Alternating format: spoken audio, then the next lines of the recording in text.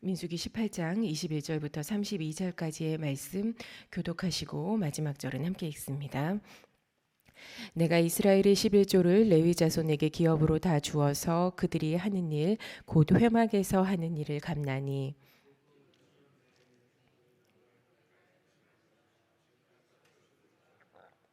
그러나 레위인은 회막에서 봉사하며 자기들의 죄를 담당할 것이요 이스라엘 자손 중에는 기업이 없을 것이니 이는 너희 대대의 영원한 율례라.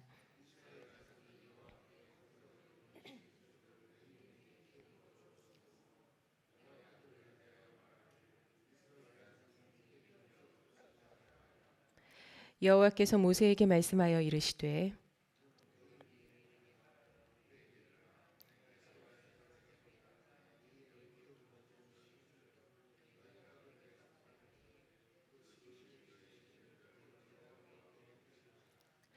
내가 너희의 거제물을 타작마당에서 드리는 곡물과 포도즙 틀에서 드리는 즙같이 여기리니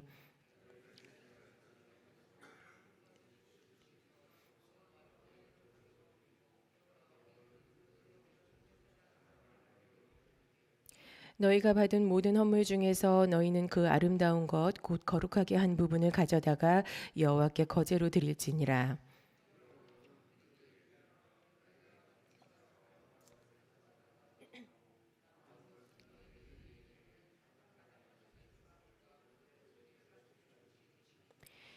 너희와 너희의 권속이 어디서든지 이것을 먹을 수 있음은 이는 회막에서 일한 너희의 보수임이니라. 함께 읽습니다. 너희가 그중 아름다운 것을 받들어 드린즉 이로 말미암아 죄를 담당하지 아니할 것이라. 너희는 이스라엘 자손의 성물을 더럽히지 말라. 그리하여야 죽지 아니하리라. 아멘. 생명을 위해 선택된 자들이라는 제목으로 말씀을 함께 나누겠습니다. 고라 자손의 반역 사건은 반역물이 250여 명 이외에 일반 백성들 14,700명의 죽음이라는 결과를 낳았습니다. 하나님께서 금하신 죄에 대한 처벌이라는 측면에서 보면 마땅한 결과지만 모든 사건들이 그렇듯이 우리 속에서 벌어지는 크고 작은 일들은 각각의 영적, 물적 손실을 반드시 가져옵니다. 그리고 그것의 회복을 위한 하나님과 사람의 수고로움도 요구됩니다.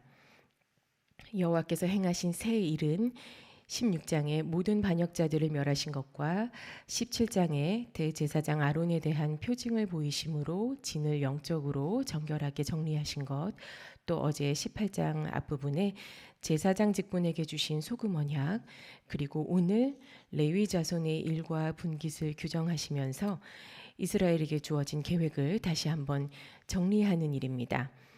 내일까지 이 중요한 수고가 계속되는데 오늘은 레위 자손을 향한 하나님의 명령을 통해서 우리에게도 맡기시는 일을 함께 살펴보겠습니다. 성막의 일은 간단히 말씀드리면 제사장이 제사 집례를 주도하고 레위인들이 곁에서 도와주는 형식으로 진행됩니다. 즉 제사장은 번제단과 성소 관련의 일들을 고유하게 맡고 레위인들은 제사장들이 고유 업무를 잘 수행할 수 있도록 성막에 여러 가지 부수적인 일들을 했습니다. 그 일들 중에는 성막에서 백성들이 함부로 다닐 수 없도록 하는 것과 희생 제물을 도살하고 그 피를 준비하는 일, 번제단에 죄를 치우는 일이나 성막을 걷고 세우고 옮기는 일 등이 있습니다. 17장 마지막 부분을 보면 이스라엘 백성들이 가까이 나아가는 자 곧 여호와의 성막에 가까이 나아가는 자마다 다 죽사오니 우리가 다 망하여야 하리이까라고 모세에게 간곡하게 탄원하는 장면이 나옵니다. 일반 백성들이 함부로 성소에 가까이 하게 되면 혹은 부지중에 가까이 하면 반드시 죽을 수밖에 없었는데 오늘 본문은 모세에게 했던 그 얘기에 대해서 하나님께서 답하시는 말씀입니다. 내용은 레위인들의 직무와 보수입니다. 이 내용이 하나님께서 진을 정결하게 정리하시는 것 중에 하나가 되는 겁니다.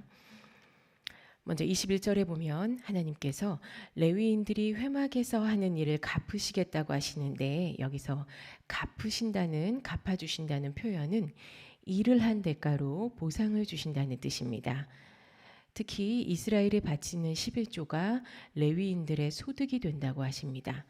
어제 보신 1절부터 7절의 내용에 따라 제사장과 레위인들은 다른 지파들처럼 가나안 땅 가운데 어떤 몫을 기업으로 받지 못하고 하나님께 속하는 재물과 예물, 즉 11조를 통해 일정한 소득을 보상받습니다. 온 이스라엘이 하나님이 주신 땅을 통해서 먹고 살지만 레위인들은 그보다 더 직접적으로 하나님 덕분에 살아가는 겁니다. 그런데 보시면 레위인들의 직무 중에 유독 한 가지만을 들어서 말씀하십니다. 그 한 가지 일은 이스라엘 백성들이 성막에 가까이 하게 돼서 죽게 되는 것을 막는 일이에요. 이곳에 함부로 들어가거나 가까이 할 수 없는 이유는 우리가 알듯이 하나님의 거룩함을 이제 이스라엘 백성들이 사람이기 때문에 그들에게 이제 하나님의 거룩함을 가시적으로 교시하기 위해서입니다. 그런 의미에서 구약의 성막은 우리에게 참 중요한 교재가 되어줍니다. 사람이 희생제물의 피를 통해서만 하나님께 나아갈 수 있는 걸 가르쳐 주잖아요. 지금 이것은 장차 그리스도의 십자가 희생의 피로서만 우리가 하나님과 화목해질 수 있다는 것을 교훈하고 있다는 점에서 굉장히 상징적인 함의를 갖고 있습니다. 지금은 우리가 새 언약 아래에 있기 때문에 예수 그리스도의 보혈을 힘입어서 하나님의 이 존전 앞으로 담대히 나올 수 있죠. 하지만 이 시대는 아직 그렇지 않았기 때문에 가까이 가는 자는 죽게 됩니다. 그런데 레위인의 많은 직무들 중에서 유독 이스라엘 백성들이 이 죄로 죽지 않게 해야 한다는 이 임무를 말씀하시는 이유, 그리고 그것으로 레위인이 내 일을 하는 내 것임을 단도리 하시는 그 이유가 뭘까요? 레위인의 일이 생명을 다루고 생명 앞에서 이루어지는 생명을 위한 일이다라는 것을 강조하고 계시는 겁니다. 제사장도 물론 그렇습니다. 다만 하나님과 사람 사이에서 직접 행하는 이 둘의 그 직무의 성격이 조금 다릅니다. 그런데 하나님께서는 유독 레위인의 직무를 말씀하실 때 백성들의 생명에 대해서 강조하고 계세요. 레위인은 내 직무와 장막의 모든 직무를 지키려니와 성소의 기구와 제단에는 가까이 하지 못하리니 두렵건대 그들과 너희가 죽을까 하노라. 그들이 죽지 않도록. 이 말씀을 여러 장에 걸쳐서 계속 반복하십니다. 하나님은 레위 자손들에게 이스라엘 중에는 너희의 분깃이 없다라고 거듭 말씀하시면서 너희는 이 땅에 너희 소유의 구역이 없다. 너희는 내 땅에서 내 먹고 사는 것에 집중하는 자들이 아니라 대대로 기업이 없는 것을 율례로 삼아야 하는 이스라엘의 생명을 위해서 선택된 자들이다라고 하시는 겁니다. 원래는 이런 일들은 장자가 하도록 되어 있었습니다. 장자가 택자예요. 그런데 민수기 3장에 보시면 하나님께서 레위인들에게 이스라엘의 장자들을 대신하게 하셨습니다. 만약에 이스라엘의 장자들이 직접 성막 봉사에 전념하도록 그렇게 하나님께 헌신된다면 각 가정마다 장자가 빠져나가게 되면서 가정과 가문을 유지하는 데 어려움이 생기게 됩니다. 그리고 또 여러 지파들이 있잖아요. 각 지파들의 장자들이 섞여서 하나님의 일을 하게 될 경우에 발생하는 문제들을 충분히 하나님께서 고려하셔서 레위 지파를 이스라엘 장자들을 대신해서 택하신 거고 이 중요한 일들을 담당하게 하신 겁니다. 이미 선택받을 때부터 이들은 생명의 속전과 같은 역할을 한 겁니다. 처음부터 끝까지 생명의 책임자들이라고 우리가 부를 수가 있어요. 또 레위인들은 분깃이 없는 대신에 이스라엘이 바친 11조를 보수로 받을 거라고 하십니다. 당연히 기업이 없고 성막의 일을 하기 때문에 백성들이 바친 11조가 이들에게는 보수가 됩니다. 여기 하나님께서는 보수로 받은 11조들의 11조를 반드시 하라고 명령하고 계십니다. 그런데 말씀하시는 표현이 좀 특이합니다. 11조들의 11조를 거제로 올리라는 표현은 오늘 짧은 본문에서 4번이 나오고, 또 타작마당에서 드리는 곡물과 포도즙 틀에서 드리는 즙같이 내가 그것을 여기겠다는 표현이 2번이나 사용됩니다. 그리고 이 11조들의 11조를 거룩하고 아름답다고 하신 말씀과 그래서 더럽혀서는 안 된다는 말이 마지막에 크게 대조가 됩니다. 백성들의 정말 귀한 11조를 보수로 주신다는 건 하나님께서 친히 그들의 분깃이 되어 주시겠다는 약속의 증표입니다. 특히 성경에서 하나님은 나의 분깃이라는 이 사상은 나중에 모든 백성들에게 동일하게 적용이 되는 은총으로 확대가 되는데, 하나님의 자녀가 확실한가에 대한 명백한 증거를 찾을 때 이 하나님이 누군가의 분깃이라는 믿음을 꼽을 수 있습니다. 채워주시는 보수를 가지고 레위인들이 거기서 11조를 다시 올려서 제사장들의 몫이 되게 합니다. 레위인의 분깃도 하나님이시지만 그 제사장의 분깃도 하나님입니다. 이게 은총의 질서라면 지금 진을 정결하게 하는 데 있어서 굉장히 아름다운 질서를 우리에게 보여주고 계시는 거예요. 그리고 타작마당과 포도즙 틀에서 곡물과 포도즙이 당연히 만들어지듯이 이 11조는 내가 너희에게 마땅히 받을 것이다 라고 2번이나 강조하십니다. 이 질서는 만약 레위인들이 성막의 일이라는 그 생명을 다루는 일에 순종한다면 너희의 가족들이 어디서든지 먹을 수 있는 보수라는 뜻입니다. 31절입니다. 너희와 너희의 권속이 어디서든지 이것을 먹을 수 있음은 이는 회막에서 일한 너희의 보수임이니라. 아멘. 하나님의 일을 위해서 선택된 자들을 책임져 주시는 말씀입니다.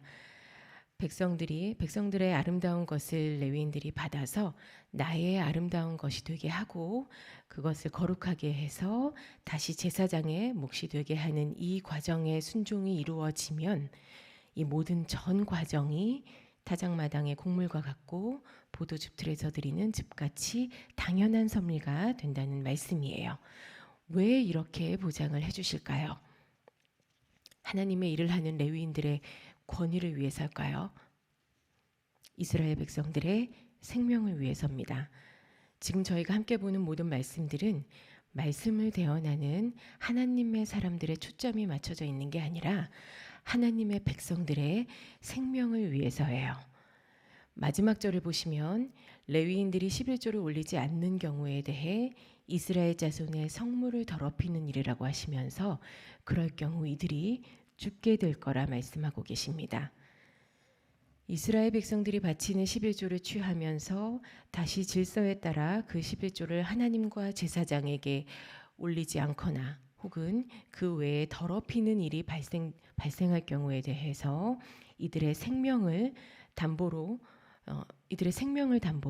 살고 죽는 결과를 말씀하시는 겁니다. 백성들의 수고를 먹으면서 백성들의 생명을 책임지지 못하고 그 수고가 가야 할 곳까지 갈 수 있도록 해야 하는 일을 못한다면, 만약에 레위인들이 다시 말씀드리면 제 직무를 하지 않아서 그렇게 못하는 경우가 발생할 경우에 생명의 속전자 역할이 끝나버리게 되는 것으로 책임지게 하겠다. 지금 이 말씀을 하시는 겁니다. 하나님의 백성들의 생명을 위해서예요. 저와 여러분은 예수 그리스도의 생명의 속전으로 자녀된 존재입니다. 장자를 대신해서 택함받았던 레위인들보다 더 특별한 예정하심을 입고 그리스도가 다시 오실 때까지 해야 할 마땅할 일들을 하면서 사는 존재입니다. 우리가 하는 마땅한 일이 어떤 건가요?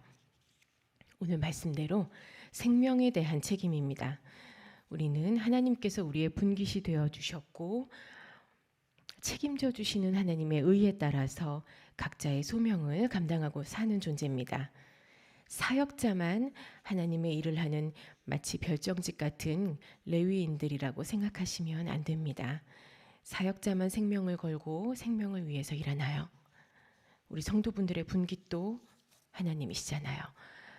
반드시 정결의 질서를 지키도록 이끌어야 하는 가족이라는 생명이 있고 교회 공동체에서 나에게 붙여주신 구역 식구들이라는 생명이 있고 또 내 옆자리에서 함께 예배드리는 생명이 있고, 더 중요하게는 저 밖에 생명과 반대되는 길이 뭔지도 모르고 따라가는 그 생명들도 있습니다. 우리는 이 모든 생명의 책임자들이에요. 하나님께서 진을 정결하게 하시면서 제일 먼저 확인해 주시는 질서가 바로 생명을 다루는 일들인 만큼, 저와 여러분이 혹시 잊고 있었다면 우리가 어떤 역할을 하는 하나님의 사람인지 다시 기억하고 하나님만을 기업으로 삼아서 그 역할을 감당하시기 바랍니다. 생명을 책임지는 일을 위해서 기도하십시오. 다른 모든 것은 하나님께서 책임지십니다. 기도하시겠습니다.